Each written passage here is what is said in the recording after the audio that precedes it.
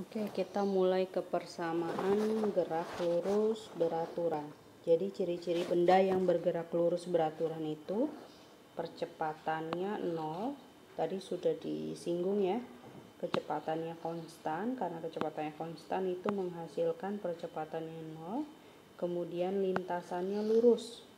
Dan karena gerak lurus beraturan, geraknya teratur. Teratur itu kayak gimana, Bu? Teratur itu kecepatannya konstan pada setiap detik. Jadi detik 1 4 meter per second, detik kedua 4 meter per second, dan selanjutnya selalu tetap 4 meter per second. Nah, pada GLB ini kita tidak perlu mengkhawatirkan apakah dia jarak atau perpindahan atau kelajuan dan kecepatan. Karena kalau persamaan garis lurus itu dia geraknya lurus ya. Jadi maksudnya kalau kalian lihat mobil ini, dia geraknya lurus dan hanya satu kali, tidak bolak-balik. Ya, kalau bolak-balik baru kita bisa melihat perbedaan antara jarak dengan perpindahan. Kalau dia lurus searah, ya itu kita tidak perlu melihat karena jaraknya akan sama dengan nilai perpindahan. Nah, pada gerak lurus ini mobil bergerak awalnya dengan kecepatan V-nya adalah V awal ya, biasanya disebut dengan V0. Kemudian di sini dengan VT pada jarak S dan pada waktu T. Nah, dengan begitu kita bisa mendapatkan persamaan bahwa S sama dengan V kali T. Ya. Nah, biasanya kalau zaman dulu ya waktu SMP diajarin cara segitiga, berarti S sama dengan V kali T. Kalau kita cari S berarti V kali T, kalau cari T berarti S per V. Itu ya. Nah, kemudian di ini ada, nah ini baru jalan.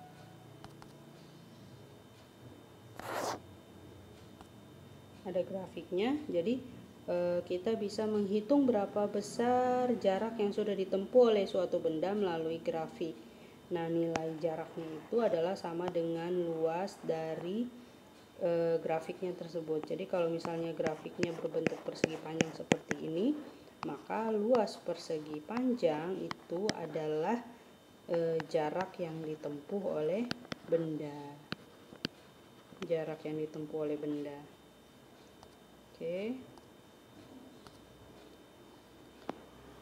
Nah, ini contoh soalnya nanti mau Ibu rubah. Mohon maaf, ini contoh soalnya contoh soal gerak lurus berubah beraturan. Ya, ini Ibu salah kasih contoh soal. Jadi kita lewatkan saja, nanti PPT-nya Ibu ganti. Kemudian gerak lurus berubah beraturan. Nah, kalau tadi gerak lurus beraturan, sekarang ada berubahnya. Yang berubah apa? Kecepatannya. Kalau tadi di GLB itu kecepatannya konstan ya, sehingga percepatannya 0. Nah, kalau di GLBB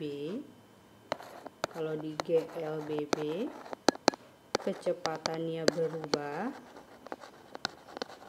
tapi percepatannya konstan. Ya, Bu, bedanya apa sih? Jadi misalnya gini, titik pertama, titik kedua, titik ketiga. Misalnya yang dinamakan dengan V konstan, ya, V konstan itu detik pertama 2 meter per second, 2 meter per second, 2 meter per second, itu namanya V-nya konstan. Tapi kalau percepatannya yang konstan, percepatan itu kan perubahan kecepatan. Berarti kecepatannya berubah tapi tetap konstan. Misalnya gini, di sini 2 meter per second, di sini 4 meter per second, di sini 6 meter per second. Setiap detik ada perubahan 2 meter per second. Setiap detik. Di sini juga di sini 2, di sini juga 2. Jadi setiap detik itu kecepatannya berubah 2 meter per second, itu yang disebut dengan percepatan konstan. Ya, percepatan ini perubahan 2 meter per second setiap detik. Ya, itu yang dinamakan dengan percepatan konstan. Nah, tadi kita sudah pelajari bahwa percepatan itu rumusnya delta V per delta T, di mana delta V ini adalah deltanya adalah perubahan, sehingga rumusnya jadi VT dikurang V0. Ya.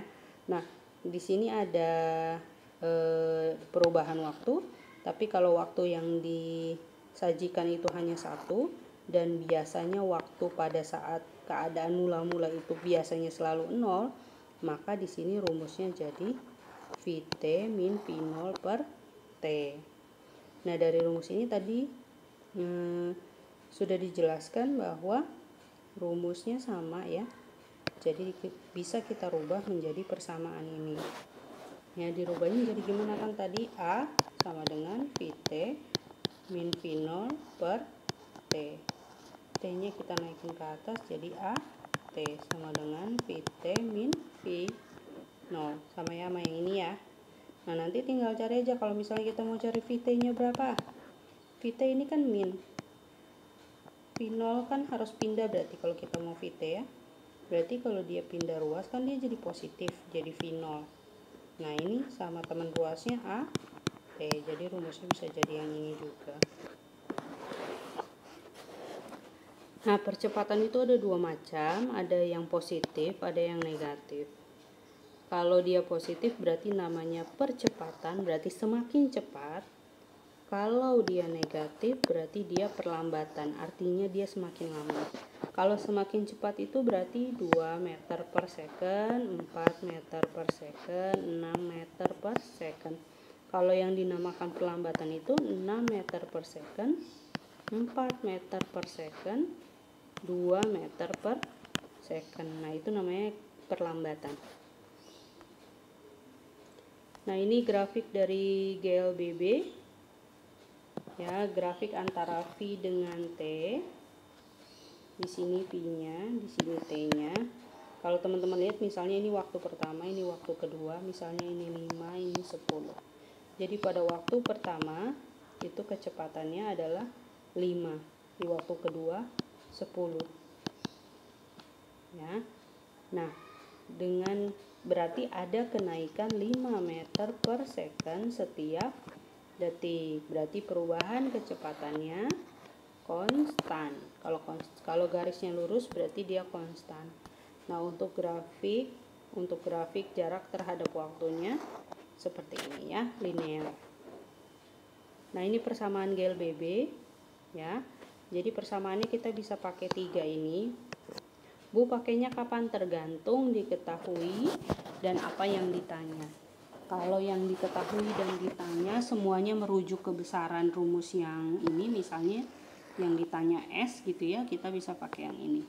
Atau misalnya kita punya S tapi kita mau yang ditanya adalah VT-nya, berarti kita pakai rumus yang ini.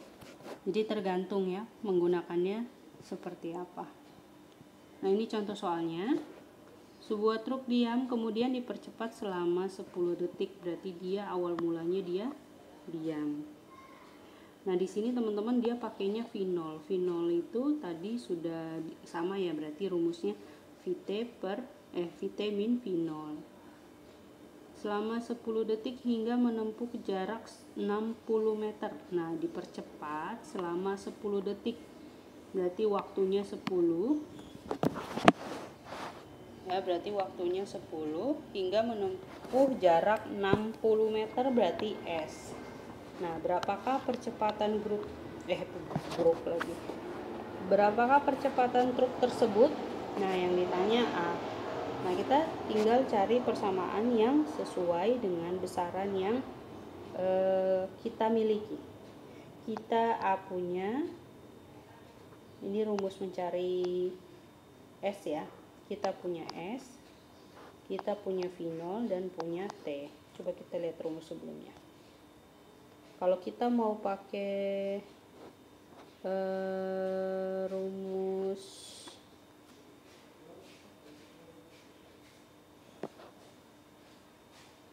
ini kan S sama dengan ya, coba kita pakai rumus yang VT kuadrat. Nah, kalau kita mau pakai rumus yang VT kuadrat, kita nggak bisa pakai karena kita ternyata nggak punya besaran VT-nya. Kalau kita punya besaran VT-nya, kita bisa pakai rumus yang ini. Berhubung kita cuma punya T, A sama V0 dan S, ya, jadi kita pakai rumusnya yang ini. Nah, ini tinggal dimasukkan aja, S-nya 50, V0-nya 0, T-nya 8, A-nya yang ditanya, T-nya 10 kuadrat. Ya, nanti hasilnya sama dengan 1. Nah, sebuah bus melaju dengan kecepatan 4 km, berarti mula-mula dia berjalan 40 km per jam. Kemudian bus dipercepat dengan percepatan, berarti ini A. Berapakah jarak dan kecepatan yang ditempuh selama 30 detik? Berarti T-nya 30 detik. Nah, berarti kita harus cari tahu dulu berapa kecepatan akhir setelah 30 detik. Berarti kita pakai rumus A sama dengan VT min V0 per T. A-nya berapa tadi? A-nya 2, VT-nya ditanya, dikurang V0-nya 40, T-nya 30 ya, 30. Berarti kalau dikali 30 kali 2 sama dengan VT min 40. Berarti VT sama dengan ini 60 ditambah 40 sama dengan 100 meter per second. Kemudian kita cari jaraknya. S sama dengan V0T ditambah setengah AT kuadrat. V0-nya berapa tadi? 40. T-nya 30 detik. Setengah, percepatannya 2, waktunya 30 kuadrat. Itu ya, nanti hasilnya adalah 2100 meter. Kemudian kita masuk ke gerak vertikal. Gerak vertikal ada 2, gerak vertikal ke bawah dan gerak vertikal ke atas. Kalau gerak vertikal ke bawah itu dia terbagi jadi 2, ada gerak jatuh bebas, ada gerak vertikal ke bawah. Kalau gerak vertikal ke atas tidak ada pembagiannya, jadi dia memang hanya namanya gerak vertikal ke atas. Nah, kita bedakan dulu nih antara gerak jatuh bebas dengan gerak vertikal ke bawah sebelum kita masuk lebih jauh. Jadi untuk vertikal ke bawah itu ada namanya GJB, gerak jatuh bebas. Kemudian ada GVB, gerak vertikal ke bawah. Bedanya apa? Oke, namanya jatuh bebas, berarti jatuh. Jadi kalau misalnya ada benda dijatuhkan ke bawah, misalnya kalian sedang pegang pulpen, terus pulpennya jatuh ke bawah, ya berarti kecepatan awalnya 0. Ya. Kalau GVB gimana? Sama, GVB itu jatuh ke bawah juga, vertikal ke bawah juga, cuma yang membedakan V0-nya tidak sama dengan 0. Tidak sama ya kalau GVB. Jadi kalau jatuh bebas dia benar-benar hanya jatuh. Jatuhnya bukan karena dibanting. Jadi kayak pulpen jatuh. Ya. Beda dengan ketika kita misalnya melempar batu ke dalam sumur. Kalau kita lempar batu ke dalam sumur kan kita ada kecepatan awalnya. Ya, kita memberikan gaya kepada batu tersebut sehingga batu tersebut jatuh. Beda dengan GJB. Kalau GJB itu kayak kita pegang batu terus batunya kita lepas. Itu GJB. Kalau GVB kita pegang batu, batunya kita lempar. Teman-teman bisa bedain ya. Oke, masuk ke gerak jatuh bebas. Nah, tadi ini yang sudah Ibu sebutkan, gerak jatuh bebas itu V0-nya sama dengan 0. Ya, di sini A adalah percepatan gravitasi. Dan di sini S Jarak itu nilainya sama dengan ketinggian. Kenapa pakainya ketinggian? Karena dia vertikal ke atas. Kalau dia horizontal, ya maka kita pakainya S. Kalau dia vertikal, kita pakainya H. Ya, jadi ini rumus-rumus yang bisa digunakan. Nah, gitu ya kalau tadi animasinya ya. Jadi bolanya akan jatuh ke bawah. Sama. Nanti yang vertikal ke bawah juga bolanya jatuh ke bawah gitu ya. Tapi bedanya V0-nya tidak sama dengan 0. Jadi ada kecepatan awal. Oke, untuk vertikal geraknya ke bawah dan kecepatan awalnya ada. Rumusnya bisa sama dengan menggunakan rumus GLBB, sama aja. Nah, ini contoh soalnya. Ya, ini teman-teman bisa dibaca sendiri aja karena ini langsung masukin ke angkanya ya. Tapi biasanya ada ciri-cirinya. Nah, ya.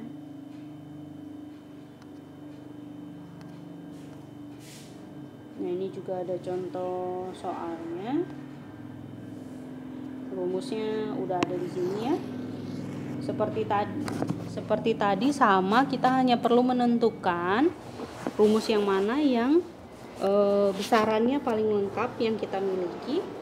Apakah yang VT, yang H, atau yang VT kuadrat.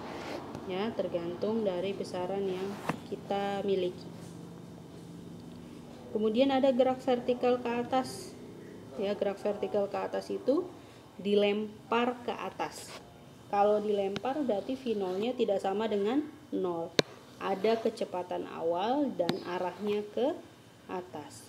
Geraknya diperlambat. Kenapa diperlambat? Coba kalian contohkan sendiri melempar barang dari bawah ke atas. Itu ketika di atas nanti dia perlahan-lahan sampai di atas. Hingga ketika di atas itu dia berhenti. Bukan VT ya, namanya Vmax. Kecepatan maksimum, bukan Vmax ya.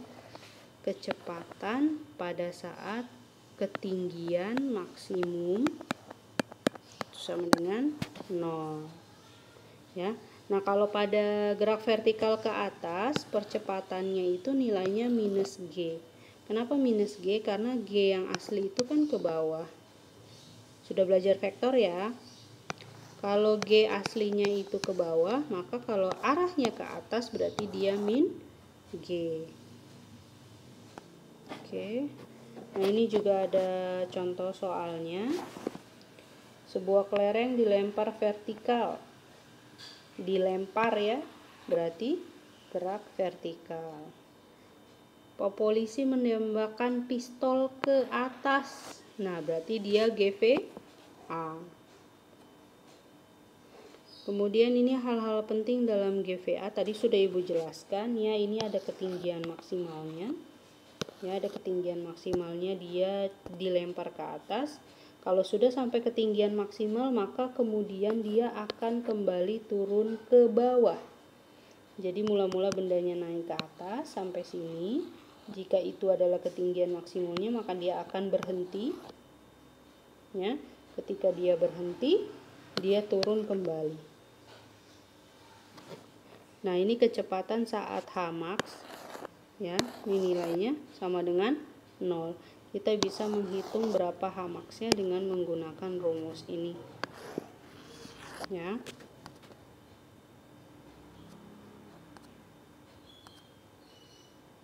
Nah, ini untuk menghitung lama benda di udara, ini ada rumus-rumusnya. Ya, yang perlu dilihat yang mana? Yang ini aja. Ya. Atau kalau kita bisa disederhanakan jadi ini. Jadi kan ini 1 V0 tambah 1 V0 sama dengan 2 V0 per G. Nah, bisa pakai yang ini aja.